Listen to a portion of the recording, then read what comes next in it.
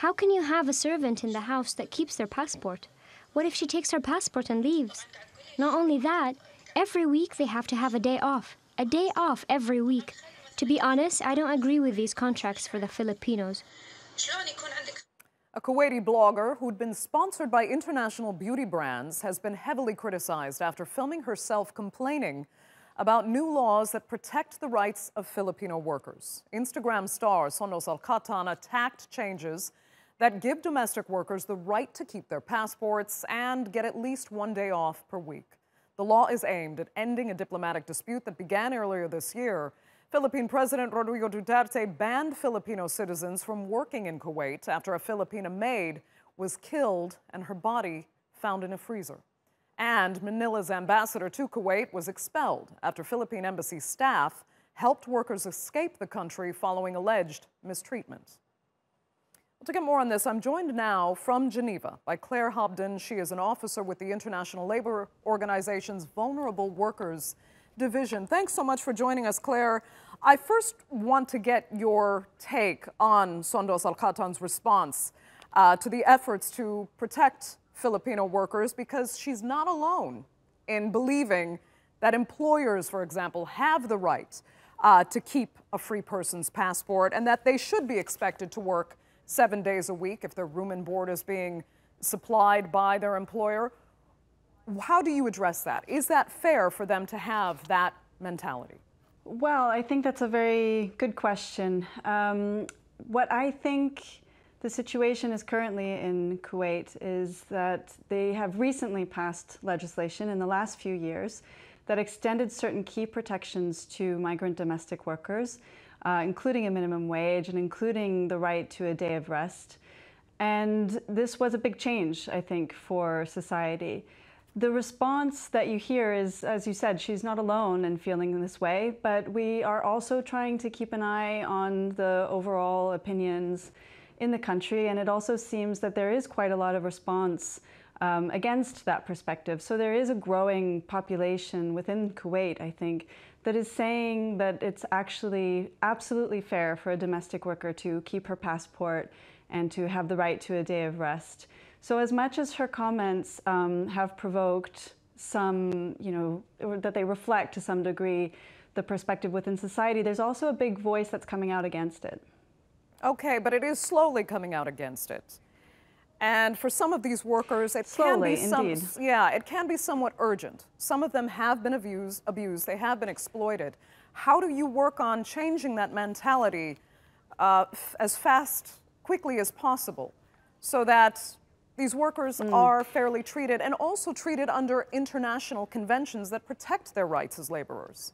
Well, indeed, the ILO adopted an international standard on domestic work in 2011, Convention 189 on decent work for domestic workers. And this convention, the spirit of this convention is that domestic workers should have the same rights as other workers. In this sense, the labor legislation and the rights of domestic workers in countries around the world is still falling very short of that standard.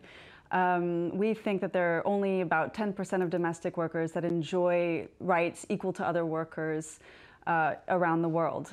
Certainly in countries where there is no legislation or where legislation is very recent, you see a lot of situations of abuse, you see a lot of exploitation, and a lack of compliance with new laws. Why? I think in the case of...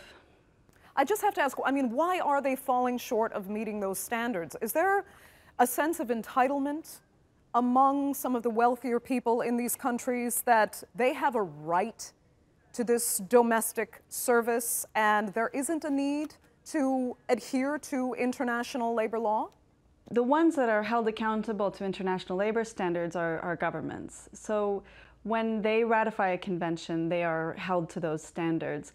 Kuwait has not ratified the convention, so in that sense they are not held to that international standard.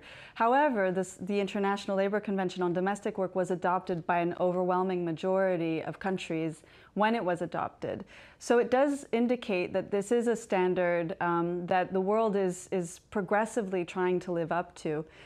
In the case of countries where most domestic workers are migrants, where there are private recruitment agencies that are bringing them into the country from countries of lesser means, they do tend to charge households, so they charge employers a very high fee for recruiting domestic workers. This does give the feeling that an employer might see the domestic worker as an investment, and this investment is not necessarily insured. So if a domestic worker runs away, the employer loses their investment, and then they have to reinvest to hire another domestic worker. So it's true that in a sense there's a certain set of policy conditions that make it such that an employer might feel a sense of entitlement over the life of a domestic worker, which sort of explains to some extent why an employer would want to keep the domestic worker's passport, why they would want to prevent them from leaving the house. But it doesn't change the fact that these are practices that contribute to situations of forced labor. So it's not a behavior that is excusable. And it's not just the governments that have to address these issues here. There's also an industry behind migrant labor. There are private agencies that send migrant laborers over from India, from Pakistan, from the Philippines and other countries. How much are they responsible for overseeing the well-being of the people that contract them as an agent? The International Labour Organization, as you surely know, is tripartite. So we believe very much that the government, employers' organizations, and workers' organizations all have a role to play in achieving social justice and decent work.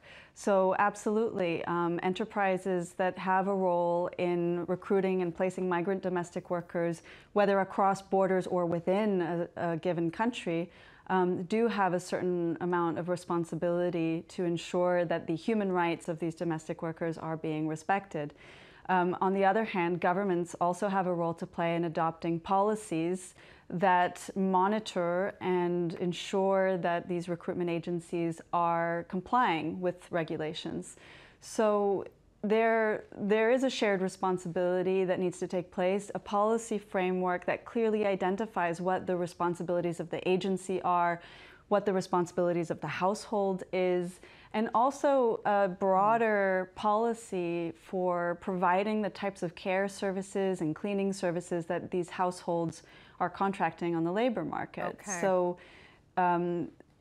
across the board, right. I think but a lot Claire, of different activities. Final question, can you give us some sort of time scale for when these migrant workers will cease to be at the sometimes arbitrary mercy of their employers with no recourse for protection? Well, it's definitely difficult to put a timeline on it, but it does seem clear to me that in countries around the world, the big challenge is that there is this pervasive social norm that domestic workers are not real workers.